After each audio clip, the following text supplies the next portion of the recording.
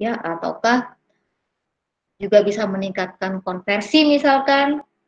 Nah, kemudian content marketing juga dapat memperoleh customer potensial, kemudian juga bisa membangun hubungan dengan customer lama atau customer engagement yang dapat membuat orang lain mengetahui merek atau produk yang Anda pasarkan. Jadi di sini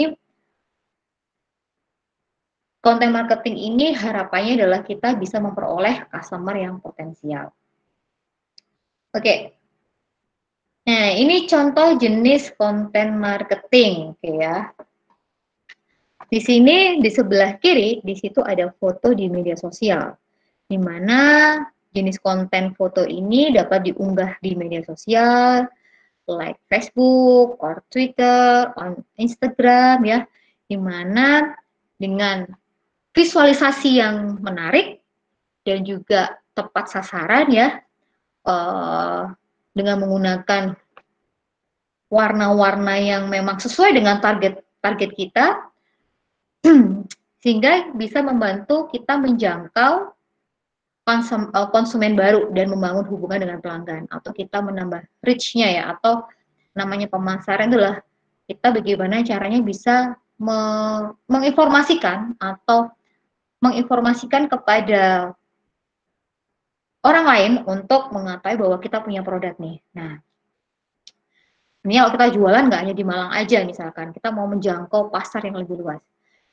Oke, the second is artikel ya. Jadi di sini selain foto juga ada artikel di blog, atau sekarang itu kalau saya baca-baca sekarang arahnya adalah ke microblog ya. Jadi intinya bagaimana caranya kita bisa membuat sebuah artikel di blog ya. Blog merupakan situs yang diperbarui dengan informasi baru yang berkelanjutan. Biasanya di dalam artikel blog tersebut terdiri dari kumpulan posting, baik itu postingan pendek, informal, dan profesional yang bertujuan untuk memberikan informasi baru kepada konsumen. Jadi misalkan nih celebrate Harry Potter with a Coke misalkan. Jadi kita membuat sebuah cerita atau memberikan value atau sesuatu kepada customer kita, di mana apa sih value apa yang bisa kita berikan kepada konsumen kita. Nah, itu contohnya. Jadi ini adalah jenis konten marketing, bisa foto ataupun bisa dalam bentuk artikel. Mungkin kalau yang foto ini adalah orang-orang yang lebih visual dibandingkan kalau artikel ini adalah orang-orang yang memang mungkin lebih suka membaca misalkan ya, lebih suka yang tekstual. Oke, nah di sini apa sih kelebihan dari konten marketing? Yang pertama adalah kita bisa menunjukkan atau memperlihatkan apa sih USP atau keunggulan produk kita. Nah, masing-masing usaha pastinya tahu, oh keunggulan produk saya seperti ini nih. Produk saya ini berbeda dengan produk kompetitor yang lain, atau saya melengkapi produk yang sebelumnya atau yang produk sudah ada. Kemudian yang kedua, membangun hubungan dengan audiens Anda. Jadi di sinilah ada komunikasi dua arah, komunikasi antara si pengirim pesan kepada penerima pesan bahwa saya berusaha untuk menjalin hubungan yang baik dengan pelanggan saya. Nah, itu adalah poin yang kedua. Oke ya, kalau saya sebagai customer, saya akan sangat senang sekali, atau saya akan appreciate kepada pengusaha-pengusaha atau pebisnis di mana mereka berusaha menjalin hubungan dengan customer-nya. Contohnya gini nih, misalkan saya ketika ada keluhan sebuah produk misalkan, kemudian misalkan nih dilayani oleh robot misalkan ya, itu rasanya kayak nggak marem gitu ya, ini kok nggak enak ya saya keluhan saya ditangani sama robot, karena saya mau pingin marah-marahin si pemilik usahanya. Kayak itu secara manusiawi kalau saya lebih ada istilah human touch-nya itu tetap ada. Nah, atau meningkatkan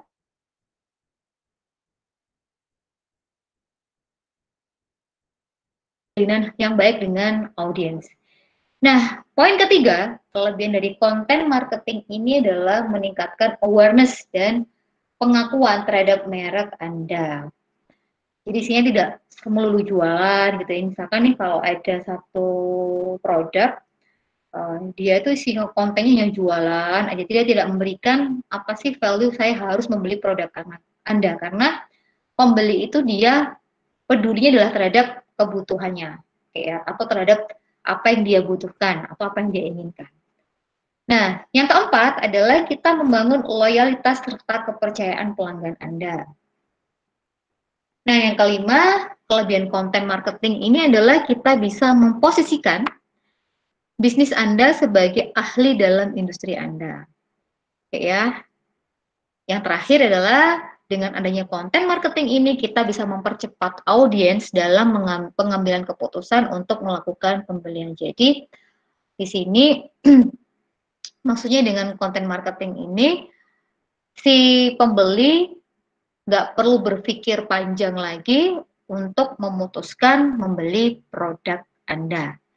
Ya, misalkan nih saya pernah melihat di salah satu media sosial gitu ya, setelah saya baca, kayaknya ini bagus nih, atau produk ini memang saya yang butuhkan, sehingga saya tidak perlu berpikir panjang, saya mengeluarkan uang saya dan saya anggap itu worth it ya, atau memang produk ini bisa memenuhi kebutuhan saya. Dan ketika barang itu datang, sebagai pembeli pastinya inginnya produk itu sesuai dengan yang disampaikan oleh si penjual. Oke, itu yang perlu diperhatikan untuk konten marketing. Nah, oke, masuk sekarang adalah copywriting. Oke, copywriting ini adalah konten yang disampaikan melalui media online dan materi yang dicetak dengan tujuan beriklan atau berpromosi, yang sering digunakan untuk menarik perhatian target market usaha Anda. Oke, kalau copywriting ini sering kita lihat kalau di media sosial itu banyak apa ya, dalam bentuk foto maupun dalam bentuk video singkat ya. Kemudian kita diarahkan untuk entah itu beli sekarang ataukah baca selengkapnya ya, di mana konten ini disampaikan melalui media online. Yang pastinya adalah tujuannya adalah beriklan, dan endingnya namanya usaha adalah bagaimana dia bisa mendapatkan keuntungan yang sebesar-besarnya. Oh, enggak juga ya sebenarnya. Oke, yang kedua adalah tujuan utama dari copywriting, di mana tujuan utama dari copywriting ini adalah bagaimana kita bisa menjual atau sales ya untuk mempromosikan brand dari produk Anda. Dimana tidak seperti konten marketing yang tujuannya adalah untuk menjual, tetapi untuk membantu audiens juga dalam memahami merek dan juga membangkitkan minat. Atau ada istilahnya adalah hard selling dan juga soft selling. Jadi kalau copywriting ini adalah arahnya adalah ke hard selling. Nah, ini contohnya different antara atau perbedaan antara konten marketing dan juga copywriting. Oke, kalau di sebelah kiri itu adalah goals utamanya itu adalah untuk menjual produk secara langsung.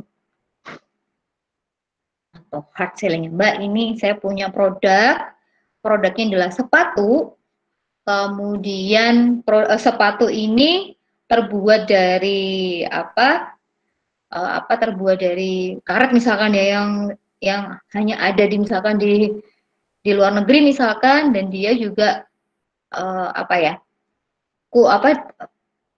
dari sepatunya atau dari kulit sepatunya misalkan ini terbuat dari apa gitu ya misalkan. Nah, ini adalah definisi dari content marketing, di mana goals-nya adalah untuk menjual produk secara langsung.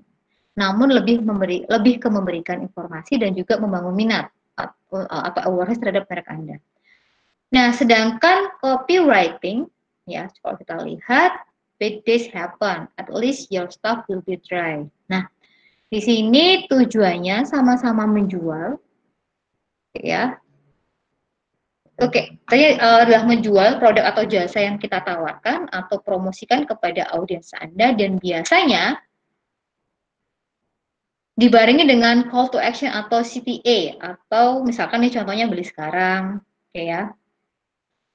Nah, oke, itu adalah perbedaan antara konten marketing dan juga copywriting.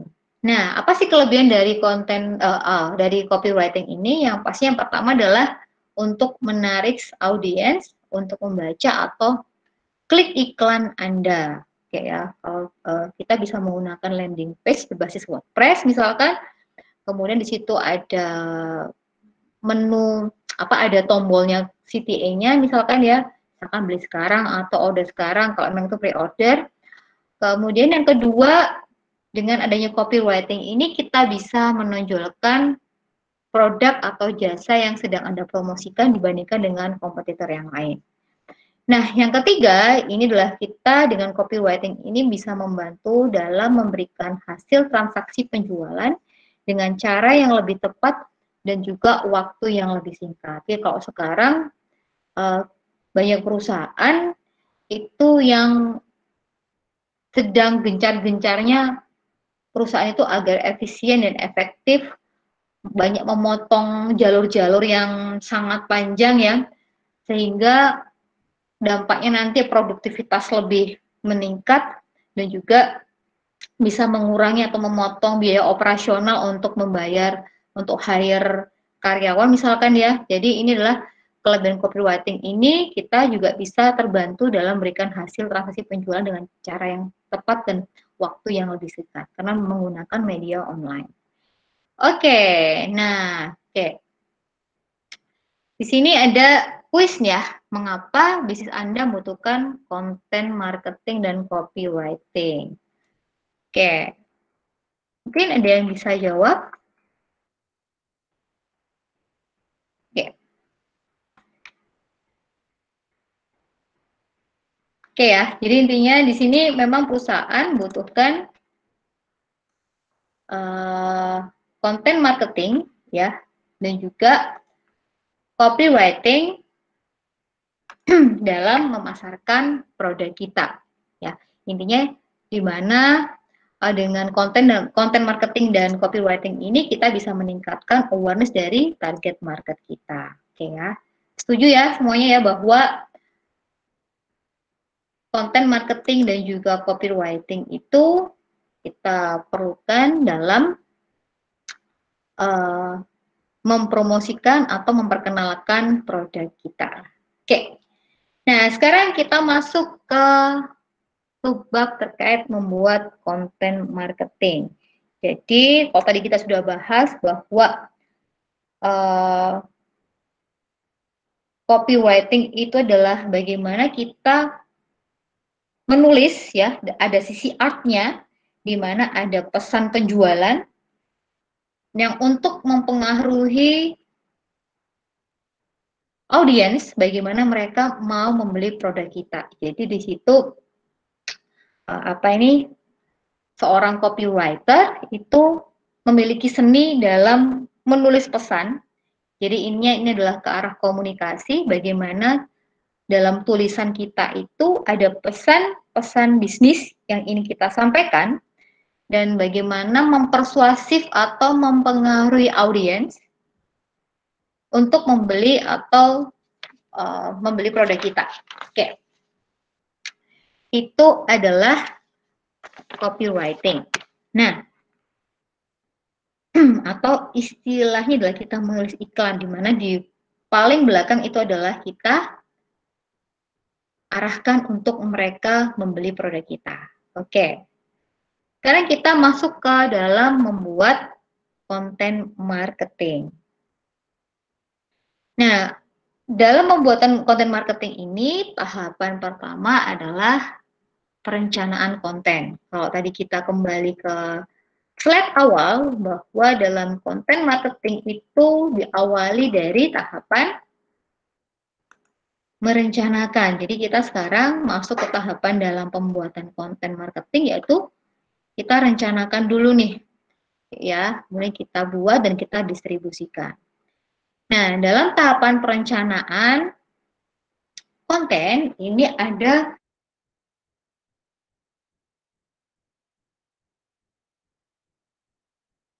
itu adalah memahami audiens Anda. Ada 4 cara dalam mengetahui siapa target audiens Anda.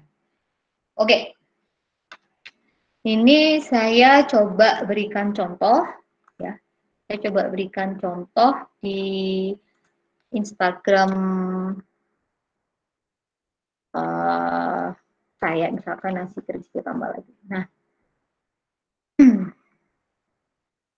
ini contoh aja ya. Ini adalah salah satu usaha saya, di mana saya baru buka di bulan Februari tahun 2020. Ya memang masih baru ya, masih baru. Setelah saya buka di bulan Maret ternyata ada corona, sehingga awalnya bisnis saya ini lancar ya, jalannya lancar banget, kemudian masuk ke bulan berikutnya terjun bebas ya, karena target pasar saya adalah, target pasar kami adalah mahasiswa. Nah, ini contoh-contohnya. Jadi tidak saja saya ini membuat sebuah konten jualan aja, tapi saya juga ada sisi-sisi copywriting-nya. Nah, pastinya ketika kami membuat konten marketing ini, kami melihat dari sisi siapa target audiens kita. Dan pada saat awal saya membuka bisnis nasi crispy ini, kami juga melakukan riset ya. Jadi kita nggak langsung jualan gitu ya, kita langsung buka gitu, tidak. Jadi ketika saya di awal membuka usaha ini, kita melakukan riset pasar terlebih dahulu, kira-kira budget mahasiswa itu mampu berapa untuk mereka tuh mampu atau mau mengeluarkan uang mereka. Nah, ada 4 cara untuk mengetahui siapa target audiens Anda. Jadi kalau kita kembali ke pemasaran, kerangka kerja pemasaran, bahwa di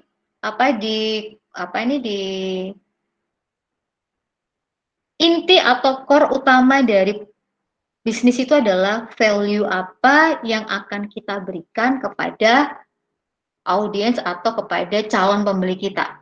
Nah, yang pertama adalah pahami produk atau jasa Anda, atau ada istilahnya adalah product knowledge. Nah, list produk atau jasa yang akan dipasarkan. Kemudian yang kedua, segmentasikan target Anda berdasarkan geografisnya, demografisnya, psikografisnya, maupun behavioristiknya. Nah, itu adalah langkah yang kedua. Apa sih bedanya antara geografik, demografik, psikografis, maupun behavioristik?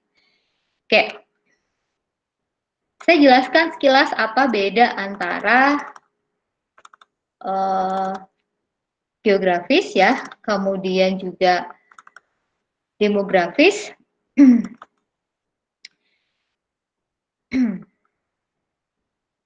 Ini tadi saya sampaikan bahwa intinya dalam pemasaran itu kita ada value ya, ada value atau ada apa yang kita berikan kepada pelanggan kita. Inilah value apa yang kita berikan kepada pelanggan kita.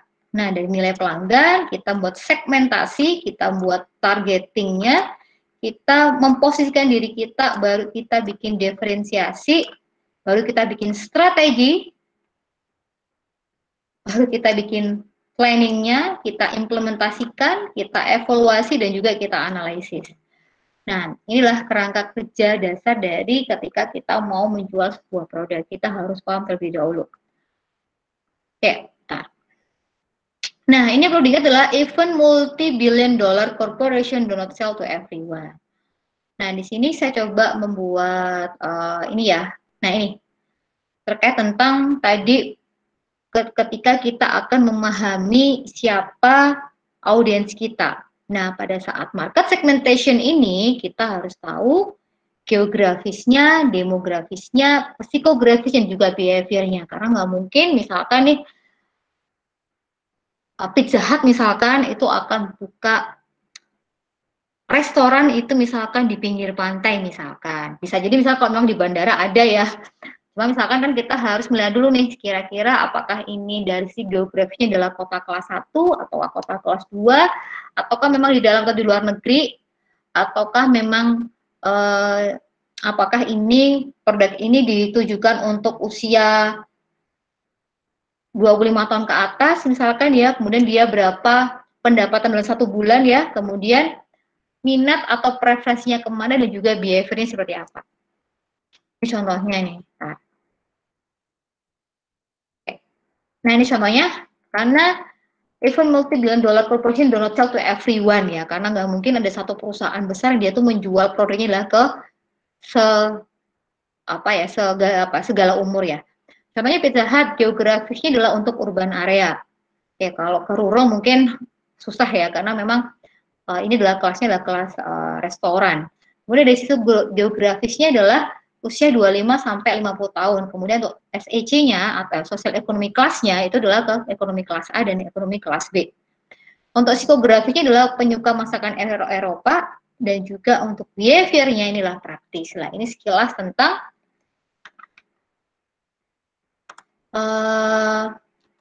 ini tadi ya, sekilas tentang segmentasi target Anda. Oke.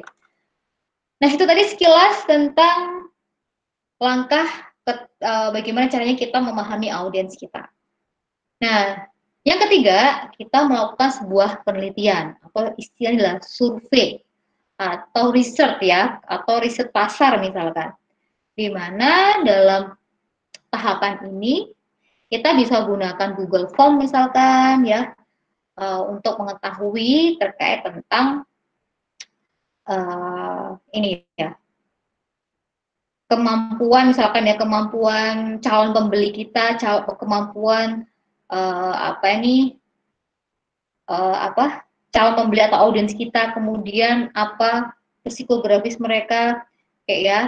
Yang keempat adalah pilih audiens Anda, tentukan target audiens yang sesuai dengan produk atau jasa yang Anda tawarkan. Lah, itu adalah langkah dalam memahami audiens. Oke, ini adalah yang pertama kita pahami produk atau jasa Anda atau istilahnya adalah product knowledge ya. Kalau saya mau cerita sedikit, saya pernah beli produk di salah satu outlet handphone. Itu saya tanya, Mbak, bedanya antara produk A dengan produk B ini apa ya? Dan saya secara tidak sengaja tidak menyangka jawabannya Mbaknya adalah sama aja Bu. Oke, saya sebagai customer yang paham terkait atau membaca buku terkait pemasaran, saya merasa wah orang ini nggak ngerti ya bahwa ketika dia tidak memahami produknya atau bagaimana dia bisa menceritakan keunggulan produk itu, maka bisa jadi orang lain akan meninggalkan si outlet itu tadi. Nah intinya di sinilah kita bagaimana adalah bersaing untuk bersaing untuk mendapatkan pembeli ya. Ya, misalkan bisa melalui pelayan yang prima kah, kayak ya. Kita sama-sama jualan handphone, tapi kita bisa memberikan service excellent yang memuaskan. Oke, misalkan ada pelanggan yang datang, selamat pagi Ibu, ada yang bisa kami bantu. Kan itu salah satu langkah untuk bisa memberikan service excellent atau pelayanan prima kepada pembeli. Wah, di sini saya dilayani dengan baik ya dibandingkan dengan kompetitor sebelah kayaknya beda nih. Nah, yang pertama adalah pahami produk atau jasa Anda. Yang kedua, jangan lupa tadi kita segmentasikan karena perlu kita ingat bahwa itu kan multi-billion dollar corporation don't sell to everyone. Jadi nggak mungkin satu perusahaan dimanapun itu dia akan menjual produknya ke semua kalangan. Nah, contohnya misalkan nih ada satu poster misalkan saya pernah baca ada satu poster di situ ada seminar misalkan tentang bisnis ditujukan untuk semua kalangan, ya. Tapi pada saat implementasi event di lapang, ternyata ada ibu-ibu yang bawa anak-anaknya misalkan. Nah, kemudian panitianya marah misalkan ya. Nah, jangan salahkan ibu-ibunya, karena di situ juga ada berlaku untuk semua kalangan. Jadi semua dari anak SD boleh ikut, ya, anak SMP boleh ikut, sehingga tidak tertarget dan juga tidak terukur. Oke. Nah, ini adalah terkait tentang memahami audiens. Yang kedua, tentang kalender konten, yaitu salah satu sumber yang dapat digunakan untuk planning aktivitas konten.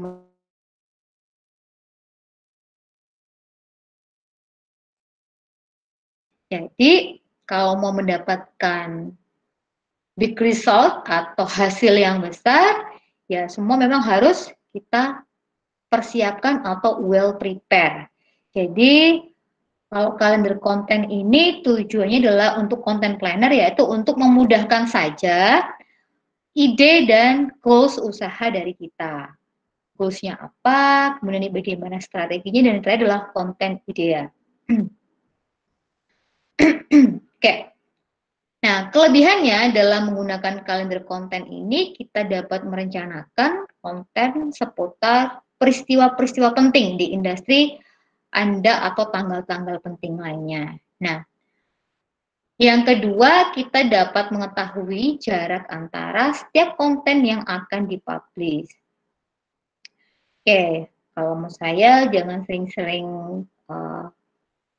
upload konten itu sering ya, misalnya satu hari 5 atau 10 misalnya, ya minimal 2 atau 3 konten, 2 sampai 3 konten ya itu untuk kita posting di media sosial misalkan. Nah, yang ketiga, kita dengan adanya kalender konten, itu kita dapat menentukan konten yang akan dipublish sesuai dengan tanggalnya. Nah, di sini kita harus punya event kalender ya, jadi kita tahu dalam 1 tahun nih kira-kira event apa aja ya yang sesuai dengan produk yang akan saya jual. Misalkan nih, saya pernah baca itu ada kalender ya, ada kalender event yang download di salah satu website. Di situ ada event kalender di mana dia menjelaskan tuh banyak event-event dalam 1 tahun, yang mana di situ ada misalkan hari Star Wars gitu ya, misalkan ya, itu bisa misalkan kalau kita mau jualan kue pada hari itu atau komunitas pencinta Star Wars misalkan akan mendapatkan diskon berapa persennya. Intinya adalah di situ kita bisa menjalin hubungan yang lebih erat dengan pelanggan kita. Oke, itu terkait tentang kalender konten. Lah, di sini sekarang kita bahas tentang the golden circle, yaitu sebelum kita membuat konten, sebaiknya kita pahami dulu nih, apa usaha atau produk yang akan Anda tawarkan ke target audiens agar pelanggan memahami maksud dan tujuan dari usaha Anda. Oke. Start with why. Inilah kita mulai dari why dulu.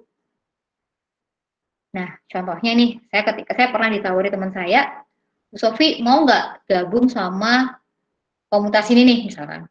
Saya tanya, kenapa saya harus gabung dengan komunitas Anda? Nah, dia harus bisa menjelaskan.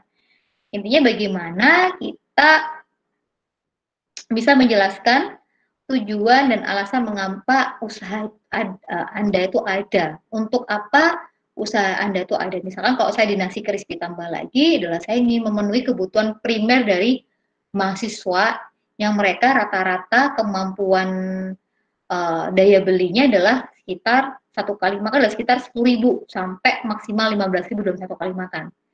Oke ya, itu saya ambilnya rata-ratanya aja. Itu dari hasil survei kecil-kecilan saya ketika sebelum saya membuka Nasi Crispy tambah lagi. Jadi memang target utama saya dari Nasi Crispy itu adalah mahasiswa. Jadi saya berdayakan mahasiswa-mahasiswa saya yang ada itu sebagai jaringan terdekat saya. Lah, kemudian yang kedua adalah how. Nah, di how ini itu adalah bagaimana Anda itu memiliki keunggulan atau unique selling proposition-nya atau perbedaannya yang berbeda dengan kompetitor lain Anda dan apa kelebihan dari usaha Anda. Oke, kita harus tahu nih, misalnya ditanya nih, misalkan saya sama-sama jual lemper misalkan. ditanya ya, Bu saya mau beli lempernya misalkan. Bu kira-kira ini bedanya sama lemper lain apa ya? Misalkan. Jangan dijawab, oh ini ada boraksnya, jangan ya, atau lebih tahan lama misalkan. Misalkan nih kita jawabnya, kami di sini menjual lemper dengan kualitas apa ketan yang terbaik dan juga ayam yang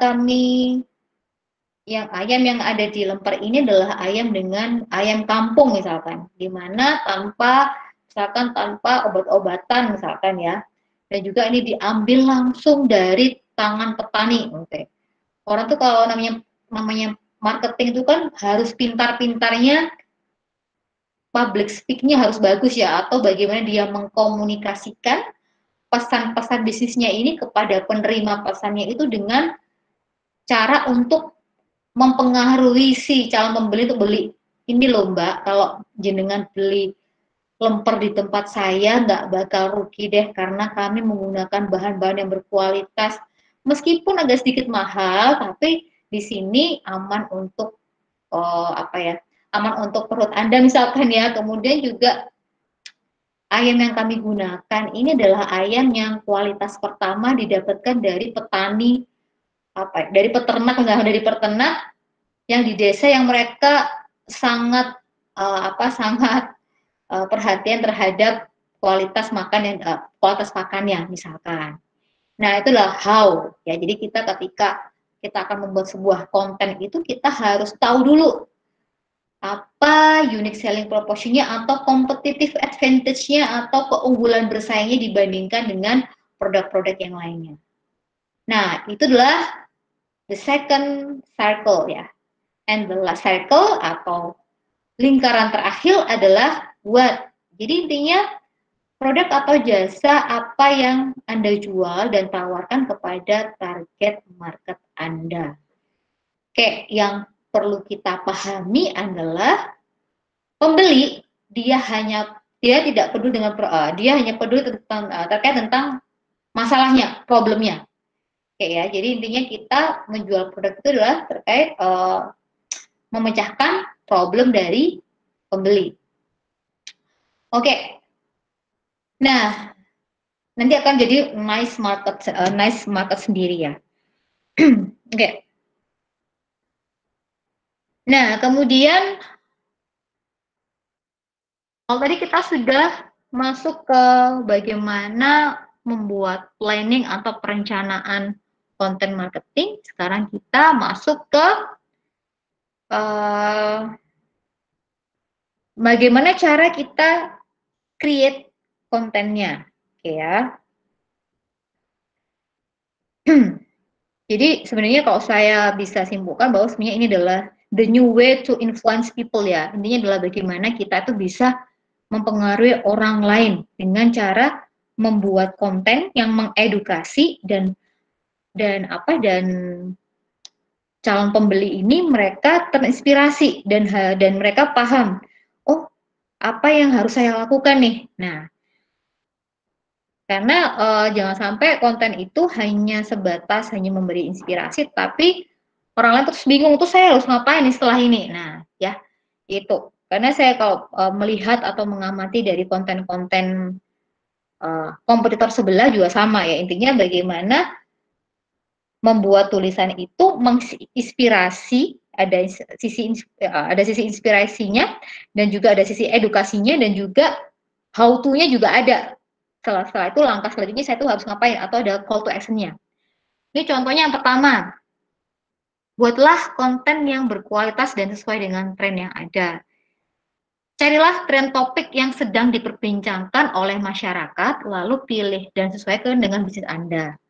Ini contohnya nih, kalau di Nasi Crispy tambah lagi di tempat saya, misalkan kan ini tentang PSBB ya. Contohnya ini. Nah, misalkan nih PSBB ini karena ini lagi tren ya. Kalau kita bisa punya ide-ide kreatif, ini dari tim kreatifnya Nasi Crispy tambah lagi. Kita bikin konten yang agak nyerempet ke tren yang sudah ada. Misalkan PSBB pasti semuanya berakhir bahagia. Nah, intinya di sini kita mencoba mencari tren ya, tren topik yang sedang diperbincangkan dan baru kita masukkan ke dalam bisnis kita dan kita sesuaikan. Baru yang kedua, mulailah untuk mengaplikasikan atau mengimplementasikan tren yang ada ke dalam konten yang akan kita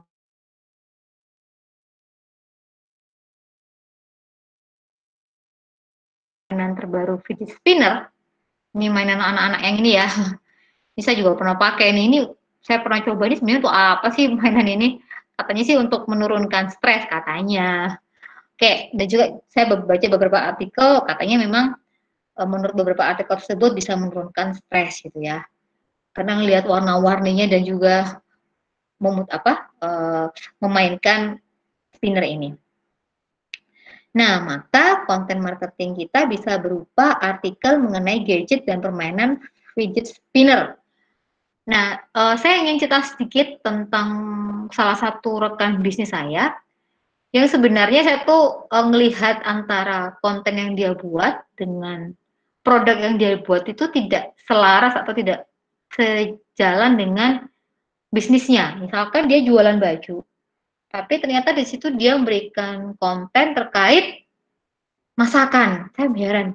Atau mungkin bisa juga dia strateginya adalah targetnya adalah ibu-ibu, kemudian dia mencoba membuat konten-konten yang terkait dengan kehidupan sehari-hari atau behavior dari ibu-ibu misalkan, yang dia suka masak dan sebagainya. Cuman ternyata kok saya lihat kayaknya kok nggak nyambung ya antara baju yang elegan dengan cara-cara bagaimana cara masak yang baik. Nah, kayak mungkin kalau masak itu mungkin bisa arahnya adalah ke kuliner atau ke F&B ya. Oke, yang kedua, pada saat kita membuat sebuah konten marketing, itu kita harus mendefinisikan audiens Anda. Seperti yang sudah dijelaskan di tahapan perencanaan, bahwa dalam mendefinisikan audiens ini, kita akan mengetahui lebih dalam, lebih depth, lebih tertarget ya akan lokasi geografisnya, jobnya ya atau pekerjaannya, kemudian pendapatannya dan juga karakteristik masing-masing audiens. Nah, yang kedua, contohnya ini kalau saya lihat di salah satu media sosialnya hijab ya, itu kan memang targetnya mereka adalah sosial ekonomi kelas A dan kelas B.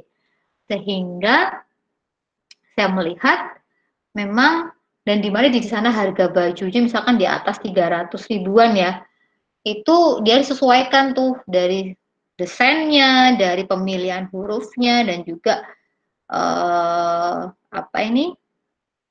visualisasinya itu memang menyesuaikan dengan karakteristik dari target yang sudah ditetapkan oleh hijab. Nah, kalau saya target nasi crispy adalah mahasiswa ya, yang sebenarnya mereka tuh lebih lebih melihat adalah yang penting saya dapat makan banyak, kenyang dan enak. Kalau bisa saya tuh punya tagline murah, meriah, bergaya. Karena pada saat saya dulu kuliah, saya pun sama, saya mau cari makanan yang murah, yang meriah, yang banyak dan saya kenyang. Oke. Nah, ini adalah posisikan diri Anda sebagai audiens. Intinya kita memposisikan diri kita sebagai audiens dan mulailah memahami apa sih motif dari pelanggan dalam memilih produk. Biasanya kalau secara offline ya, kalau di kuliner itu mereka akan melihat parkirnya ya, dikatanya parkir, kemudian juga ambience atau suasananya, suasana dari ruko tersebut atau resto tersebut atau warung tersebut, sehingga kita harus memahami motif pelanggan dalam memilih produk. Oke. Contohnya gini nih, saya adalah dosen, pasti ya saya dosen, kemudian saya punya punya mahasiswa. Ketika saya berkomunikasi dengan mahasiswa, pastinya akan berbeda dengan komunikasi saya dengan teman saya misalkan. Saya pernah suatu saat ada salah satu mahasiswa saya, WA saya, Bu Sofi, pakai kalimat-kalimat yang ini ya, kalimat-kalimat yang singkat gitu ya, karena saya bukan orang milenial, jadi mereka menggunakan B.Sofi Mintol, B.Sofi JD PMBB SAIA EA gitu. So, ini bahasanya itu memang bahasanya anak-anak sekali atau bahasa gaul. Sehingga pada saat itu saya nggak paham ini maksudnya mahasiswanya apa sih, sehingga saya tanya translator dari yang se apa ya, satu satu seumuran, sehingga saya tanya, oh maksudnya gini Bu Sofi, maksudnya tuh Bu Sofi itu mau nggak jadi pembimbing saya ya? Oh ternyata itu yang dimaksud oleh mahasiswa saya. Jadi sehingga di sini ketika kita membuat sebuah konten ya kita harus memposisikan diri kita sebagai audiens. Oke, contohnya bisnis Anda menjual gadget dan target audiens Anda adalah orang-orang yang berusia antara 14 tahun yang sadar akan teknologi. Maka yang konten dibuat adalah harus mencerminkan kemajuan teknologi saat ini. Oke, itu terkait tentang bagaimana konten ketika kita membuat harus mendefinisikan audiens Anda. Oke ya. Jadi di situ misal nih kita mau bikin konten kuliner ya. Kita bisa bikin konten-konten terkait pola hidup sehat misalkan tanpa MSG misalkan ya, atau diselingi dengan video-video kuliner untuk menyeimbangkan antara konten hiburan dan juga ada edukasinya. Misalkan juga kita bisa berikan kuis-kuis dan sebagainya. Oke. Nah, yang ketiga dalam pembuatan konten marketing itu yang ketiga adalah kita repurpose konten Anda. Maksudnya di sini kadang-kadang kita lagi mentok gitu ya, mentok jeduk ya, di mana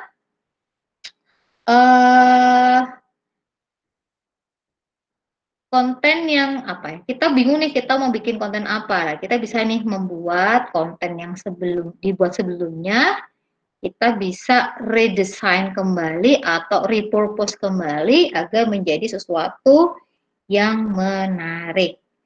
Nah, kembali lagi bahwa pada saat pembuatan konten itu kita harus tentukan satu adalah goals, yang kedua adalah strategi, yang ketiga adalah content idea. Oke, nah kemudian kedua, informasi yang sebelumnya pernah ditampilkan dapat tampilkan kembali dengan cara yang berbeda, namun mengandung informasi yang sama. Oke. Yang ketiga, dengan melakukan repurpose atau reuse atau mengulang kembali dengan bahasa yang lain, itu akan menghemat banyak waktu yang tentunya tetap mampu menarik audiens Anda. Oke. Nah, yang keempat setelah itu baru kita mempromosikan dan mendistribusikan konten kita. Setelah konten kita buat, langkah selanjutnya adalah kita mendistribusikan konten Anda kepada pelanggan. Nah, pada saat distribusi konten ini kita dapat lakukan melalui sosial media, website kah, atau landing page kah, ataukah blog, ataukah channel promosi yang lainnya. Nah, harapannya di sini setelah kita rutin membuat konten, harapannya bisa menarik, menambah ketertarikan pelanggan. Biasanya di sini konten yang menarik itu dimulai dari headline-nya terlebih dahulu ya. Oke, ini adalah membuat sesuatu atau membuat judul itu yang WOW gitu, aha gitu ya. Oke, kemudian yang kedua kita buat storyline yang pastinya bisa relate dengan apa yang ingin kita sampaikan. Oke, bisa dari pengalaman pribadi ataukah pengalaman orang lain. Oke. Kemudian jangan lupa value-nya. Apa sih value yang akan kita berikan kepada pelanggan kita? Ya intinya misalkan di sini kita tahu keunggulan produk kita tuh apa, kemudian kita sisipkan value apa yang bisa didapatkan oleh pelanggan kita. Intinya di sini kalau tadi kita kembali ke Gordon Cycle, kita harus kombinasikan antara why, what, and how-nya ya. Jadi intinya kita jangan hanya sekedar memberikan inspirasi, tapi bagaimana setelah kita berikan kalimat-kalimat inspirasi tadi, terus mereka ngapain? Nah itu ya, itu adalah CTA-nya atau call to action-nya.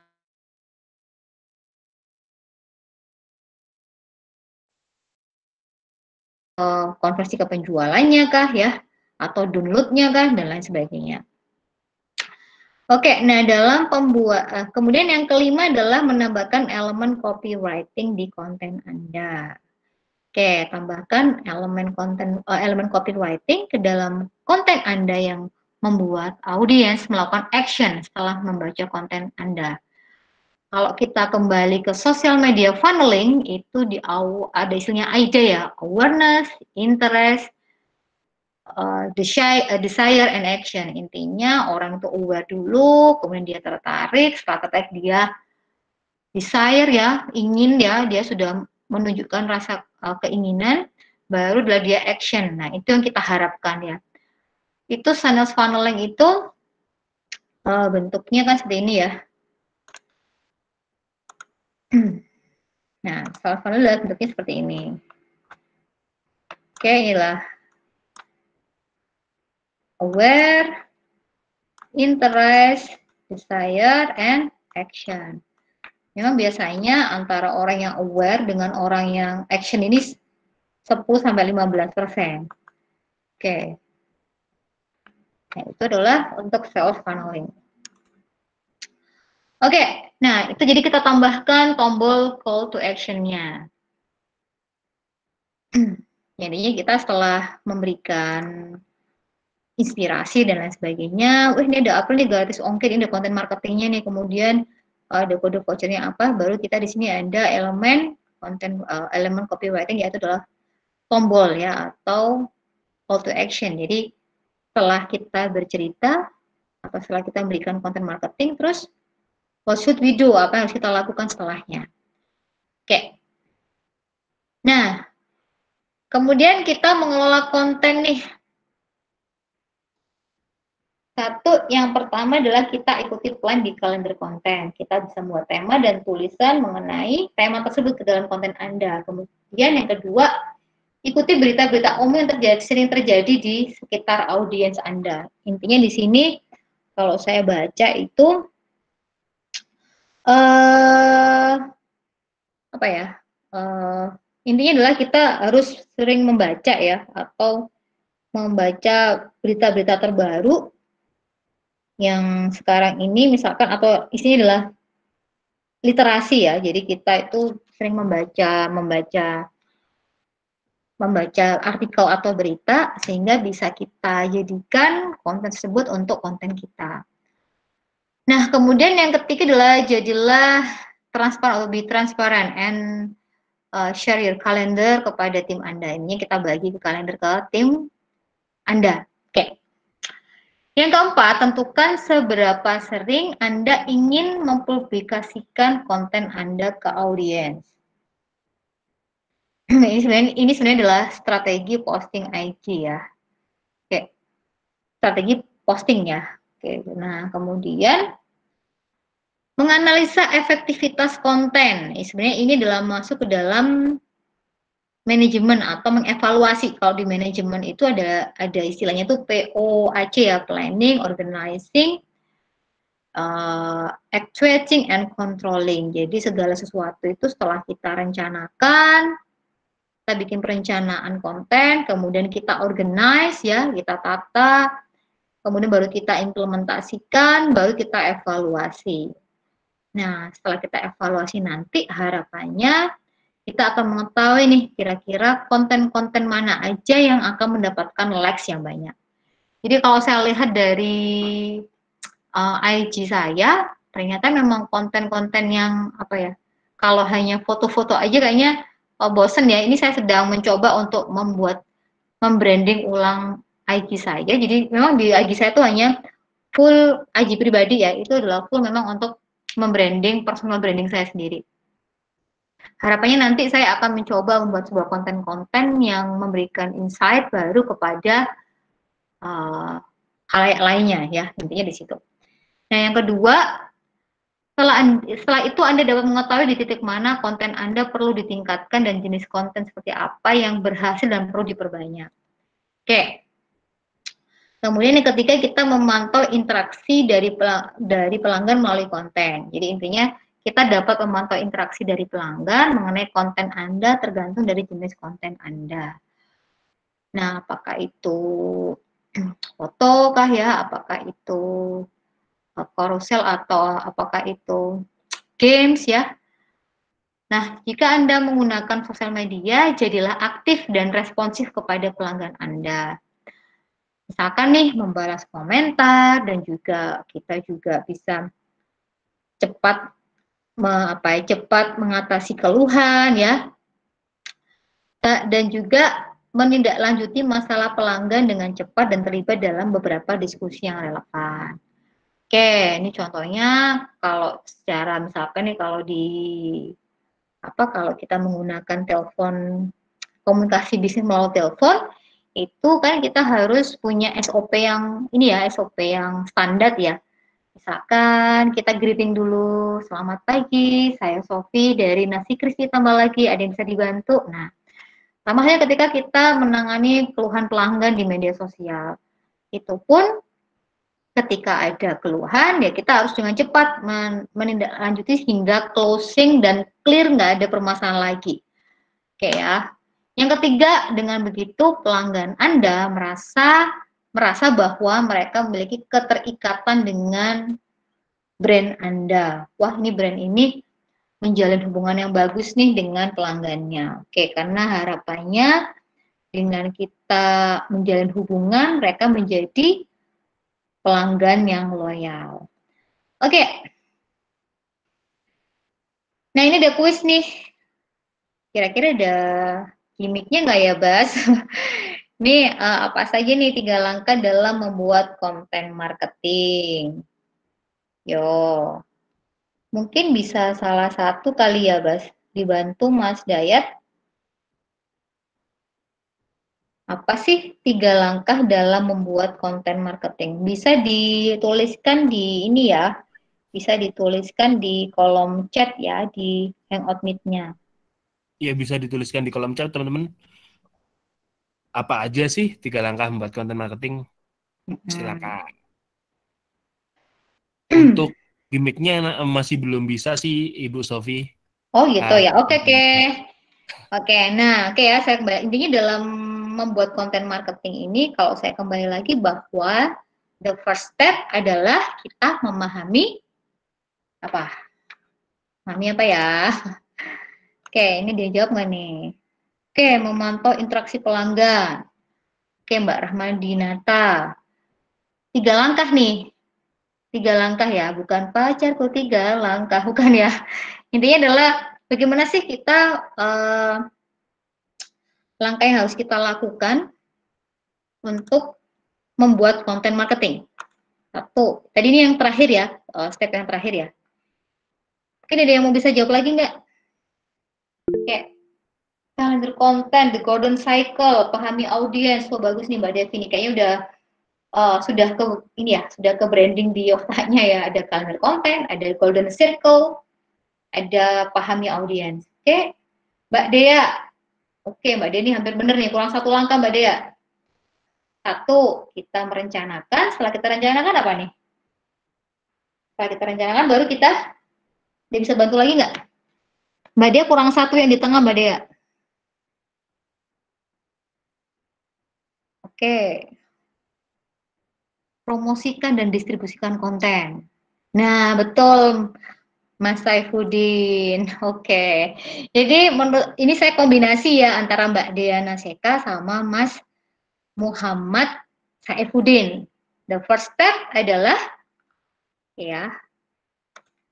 Oke, kalau saya bisa tambahkan, jadi ketika kita buat konten yang pertama adalah kita planning dulu ya, kita rencanakan. Oke, yang kedua kita create. Oke ya. Mohon maaf ya, tulisannya jelek.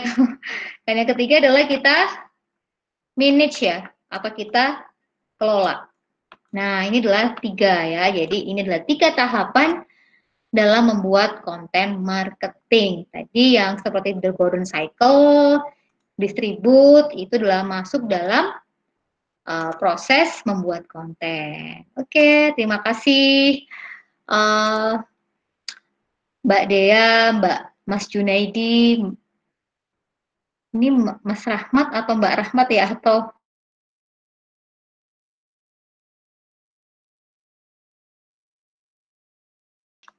udah ya. Jadi itu betul ya. Jadi intinya adalah 1 perencanaan, yang kedua kita bikin, kita create, yang ketiga adalah kita manage. Oke. Nah, pada saat tahapan create ini saya lupain tadi ada 1 tahapan lagi, bahwa pada saat kita membuat membuat konten itu kita juga ada istilahnya riset hashtag. Oke. Nah, oke ya. Jadi saya kembali lagi ya. Saya coba ulang kembali lagi. Ini yang tahapan pertama adalah kita merencanakan konten. Di dalam perencanaan konten itu ada memahami audiens. Yang kedua kita bikin kalender konten. Yang ketiga kita perhatikan dalam pembuatan itu, kita pada saat perencanaan kita memperhatikan the golden cycle ya. Why, start with why terlebih dahulu. Why, how, and what. Oke, itu dalam tahapan perencanaan. Ada 3 tahapan. Ada sub 3 tahapan. The second step, yang langkah kedua adalah kita create content. Nah, dalam tahapan create content ini itu ada sub tahapan lagi. 1, kita bikin konten berkualitas. Yang kedua, kita harus paham nih siapa audiens kita. Yang ketiga, kita bisa repurpose konten Anda. Oke. Yang itu biasanya kok menurut saya ini tips ketika Anda sudah mentok jeduk ya, atau sudah nabrak tembok, sudah blank mau bikin apa. Yang keempat adalah kita bisa promosikan dan distribusikan konten kita.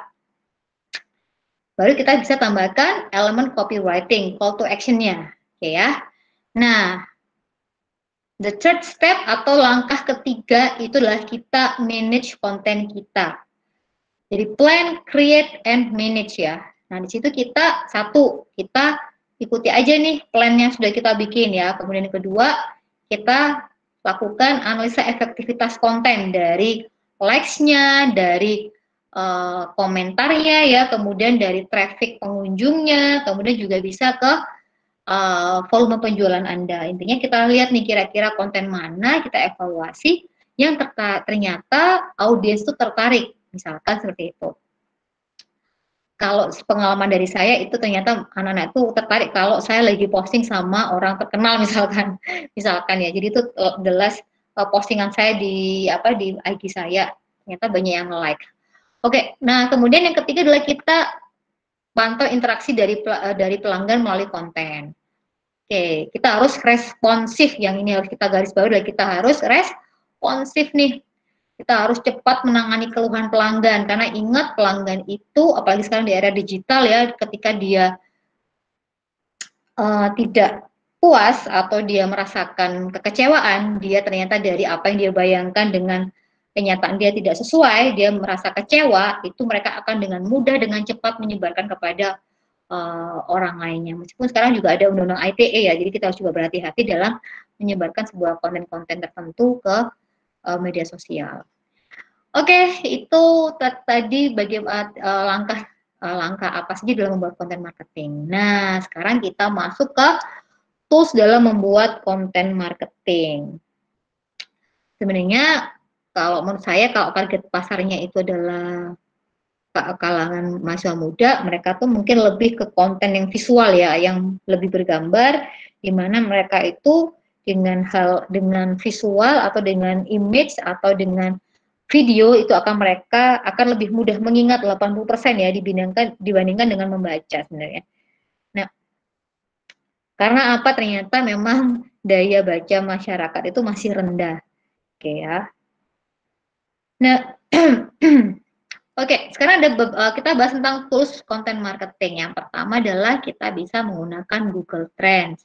Karena di Google Trends ini adalah salah satu alat atau tools yang bisa membantu kita dalam untuk melihat seberapa sering kata kunci atau subjek dan frasa tertentu ditanyakan selama jangka waktu tertentu atau